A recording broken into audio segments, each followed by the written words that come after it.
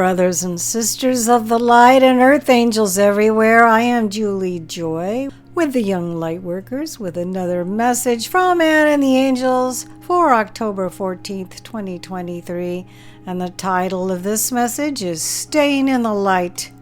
And they begin, my dear friends, we love you so very much.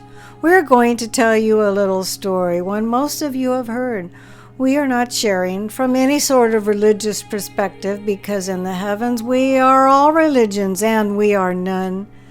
We are pure love, sharing only love, and this one, dear ones, is a love story.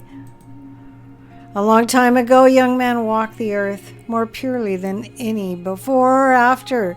He embodied God's love. His heart was pure. His words were kind and his humor gentle. He had a gift for making furniture and making children laugh. He was kind to the women and respectful of the elders. He lived, breathed, preached, and shared God's love daily in the humblest ways. He amassed quite a few followers at a very young age. He performed what those around him called miracles.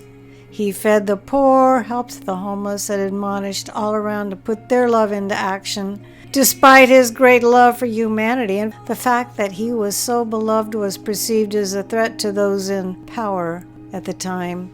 You know the rest of the story. At age 33, he was cruelly hung on a cross. He was ridiculed, abused, and taunted, yet he did not waver from his love. He forgave his tormentors. He counseled those hanging beside them. He comforted those mourning. Dear ones, he loved. He loved through pain. He loved those who tortured him. He loved those who hated. He loved those who grieved. He loved and only loved. He did not like these behaviors. Of course not. He didn't like that human beings derive pleasure from torturing one another. He didn't like the fact that they took delight in his pain. He didn't like to see the women and children mourning with hearts so heavy they could turn to stone. He felt great sadness for the souls lost in darkness.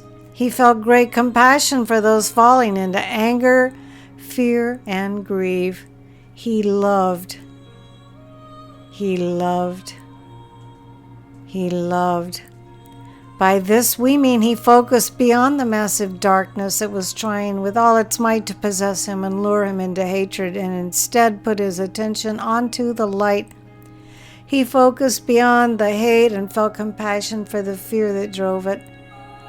He focused on the truth of the tiny spark of light that lay so hidden in some hearts it was nearly extinguished. He loved that light so strongly that his tormentors were shaken to their very core.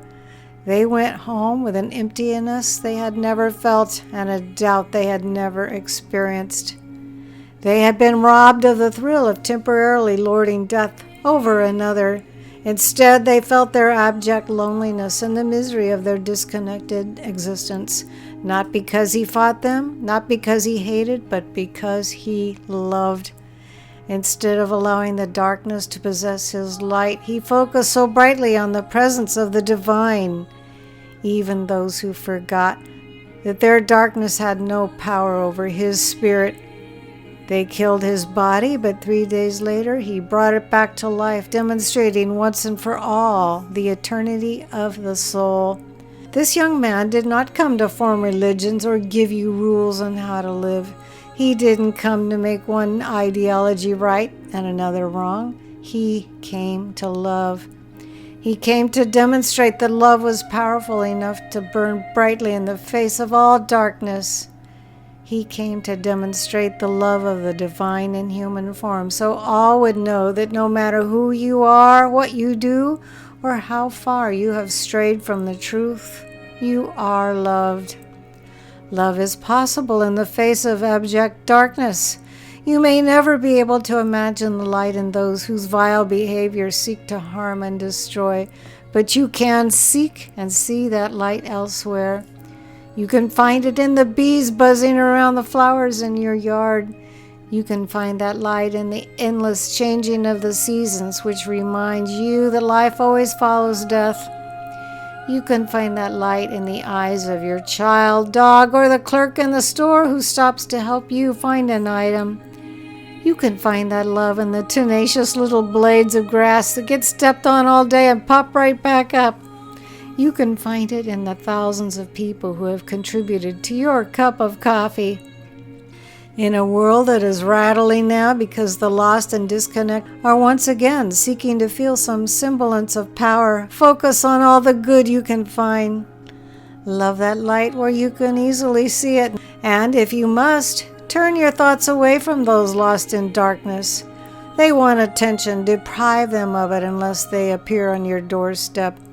Focus on the families supporting, helping, and loving one another. Focus on the billions living in peace. A few lost and disconnected souls want you to believe that they are your God, and of course they're part of the energy that is one. But they have forgotten.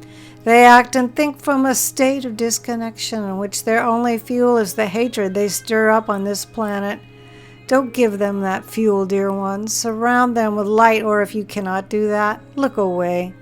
Look to the good. Empower the vibrations of love, and you begin to starve the darkness.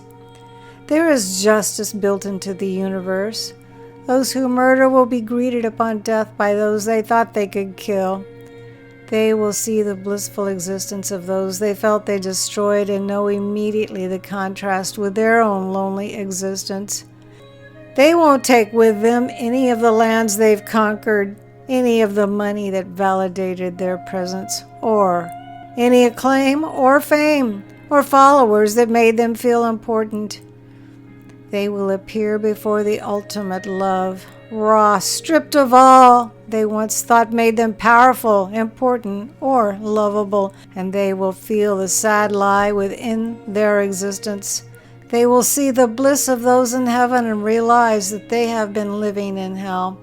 At that point, they can choose to receive God's love and be changed forever, or they can refuse the light and live in a dark and aching loneliness. Some of those who thought themselves most powerful and wreaked the most havoc on your planet are now sitting in a lonely darkness because they feel unworthy of love. God doesn't punish, dear ones. God calls all souls home to love. So when you witness wars and abominations, do your best not to let darkness steal your heart. Love, joy, and purity. Focus on the good in this world, for it far outweighs the loss. And even though the big events make your news, the smaller loving kindnesses occur every day, all around you. See love, be love, share love. You can experience heaven here and now, no matter what is happening around you. We are here for you. Sit with us.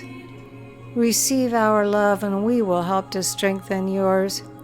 God bless you. We love you so very much. Now, this is probably one of the most powerful messages I have ever heard from Anne and the Angels. Anne's website is visionsofheaven.com. Go in there and take a peek. She always has photographs that she's taken herself. There's always a tasty, healthy recipe on there. And there's a lot more to back up the words to this message if you'd like to go there and read what she had to say and how this message came about.